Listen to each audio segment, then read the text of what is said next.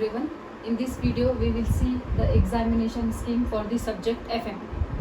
So exam की अगर से हम बात करते हैं, basically this exam is having 4 credit based exam.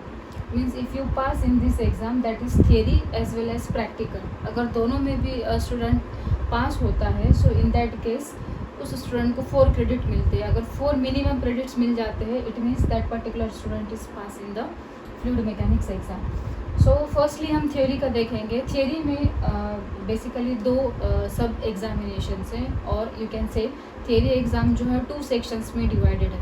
So through out the semester जो है 2 एग्जामिनेशन हो गए. पहली 2 एग्ज़ाम जो है that is in semester exam. ये इन सेमिस्टर एग्ज़ाम जो है सेमिस्टर के मिड सेम में होती है.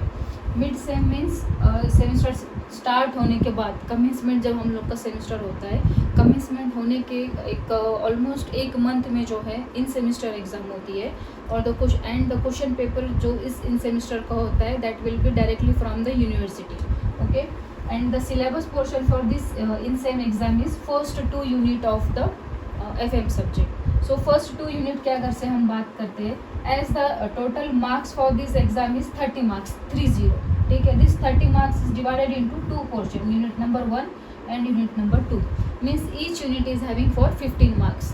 This we have seen already in our previous video, the weightages to the respective units. So unit number 1 15 marks का रहेगा completely, and similarly unit number 2 will be for 15 marks completely. So in total the complete 2 units will be having 30 marks. So in semester में पास होने के लिए student should have minimum 12 marks. Okay, so as such there is no passing marks in semester actually, but combined marks if we talk about, means theory exam में जो है जो 2 examination है, तो दोनों एग्जामिनेशन की combined marks जो है 40 होने चाहिए. अगर 40 मार्क्स होते हैं minimum, then only it means that student will be passed in the theory examination. Okay, so you can have 10 marks also and 14 marks also in semester exam, but the thing is combined marks will be, or it should be the 40 marks. Okay, now end semester की बात करते हैं. End semester exam जो है semester के and में होती है. मीन्स जब टर्म एंड हो जाता है उसके बाद जो है ओरल के एग्ज़ाम्स होते हैं, oral practicals and submission. Then उसके बाद जो है तुम लोग के एट द लास्ट जो है थ्योरी की एंड सेमेस्टर एग्ज़ाम होती है. सो ये एंड सेमेस्टर का पोर्शन है लास्ट के 4 units of the syllabus, that is from unit number 3 to unit number 6 actually. Okay, and total weightage to this end sem exam means total marks कितने हो गए इस एग्ज़ाम के लिए, इट इज़ 70 मार्क्स. ओके, तो ये 70 marks जो है it is having the syllabus portion from 3 to 4, means 4 units से जो है you will be having 70 marks.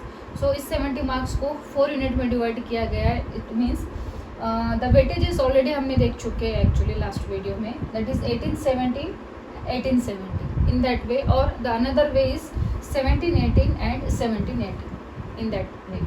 Okay, so now but here the only difference from the INSEM exam is that यहाँ पर INSEM में पास होने के लिए compulsory, it is compulsory actually, compulsory minimum 28 marks होने ही चाहिए. Then only that particular student will be passed in the end semester examination.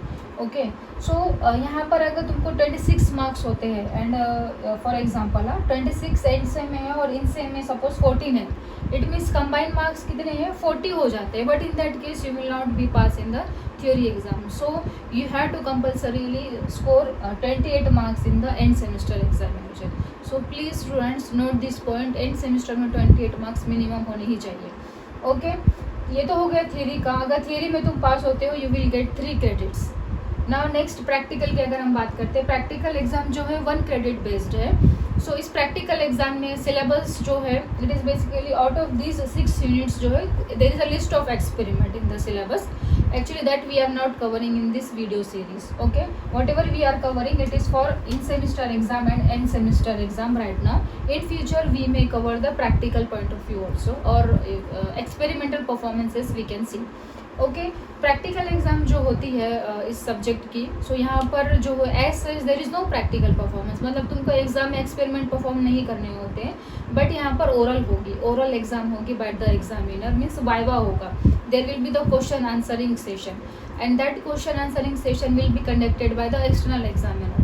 So external examiner जो है किसी और कॉलेज से आते हैं, that person that professor will take the exam as an question answer और as in objective type of question you can say, or one liner question you can say, and there can be the procedure, he or she may ask the procedure for a particular experiment and so on.